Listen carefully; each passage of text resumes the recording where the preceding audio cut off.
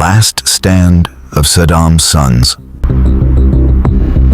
4 men, against an American force of more than 200 troops. Most people would have surrendered. These men chose to fight. On July 22, 2003, more than 3 months after Baghdad had fallen, Saddam Hussein's sons, Uday and Qusay, were among the most hunted men in Iraq. Their faces were on American playing cards. A multi-million-dollar reward had been placed on their heads. Every intelligence unit in Iraq was searching for them. Then, someone talked. An informant revealed that the 2 brothers were hiding inside a villa in Mosul. Within hours, American commanders approved the raid. What they believed would be a quick capture would become one of the fiercest house battles of the Iraq War.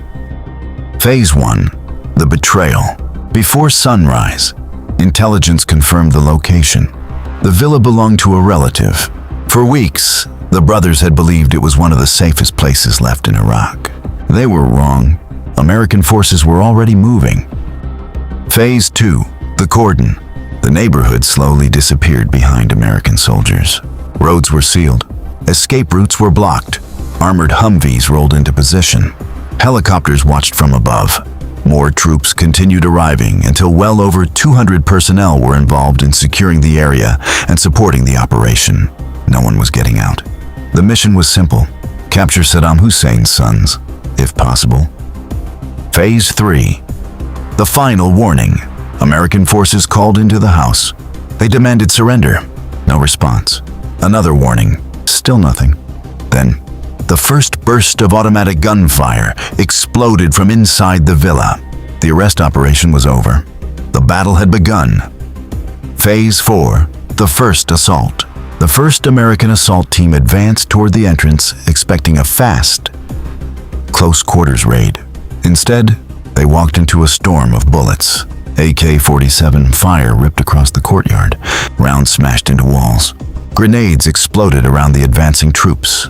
Within moments, several American soldiers had been wounded. The assault stalled. The entry team pulled back. Outside, commanders quickly realized they were not facing frightened fugitives willing to surrender. Every attempt to get close was answered with more gunfire. Inside the house were only 4 people: Uday Hussein, Qusay Hussein, Qusay's 14-year-old son Mustafa, and 1 bodyguard. Yet from inside that single villa, they had stopped the first assault. What had been planned as an arrest had become a siege. Phase 5, the siege. The Americans tightened the cordon. Every road, every alley, every rooftop was under American control. There was no escape. No reinforcements were coming, but surrender never came. Instead, every movement toward the house was met with more gunfire. Minutes became an hour became 2. Heavy machine guns opened fire. Walls splintered, windows shattered, smoke poured from the building. Helicopters circled overhead, supporting the operation. Still, the defenders continued firing. Commanders attempted to move closer. More bullets came from inside. Another approach, more resistance. The villa refused to fall silent. For hours, one damaged house held the attention of an entire American assault force. The operation had turned into a grinding firefight. Phase 6, escalation. After nearly 4 hours, American commanders reached a difficult conclusion. Another close-quarters assault could cost more lives. The order changed: end the resistance. Tau anti-tank missiles were fired into the building. Powerful explosions tore through the upper floors. Sections of the villa collapsed. The structure shook under the bombardment. Smoke and dust swallowed the house. The gunfire became weaker. Then it stopped. Phase 7, final entry. Only after the shooting had ended did American forces enter again. Inside the ruined villa they found Uday Hussein, Qusay Hussein, and Mustafa, and the bodyguard. The battle was over. The bodies were later identified using forensic methods, including dental records. The deaths of Saddam Hussein's sons were announced to the world. For the coalition, it was one of the biggest victories since the fall of Baghdad. For Saddam Hussein, it was a devastating personal and political blow.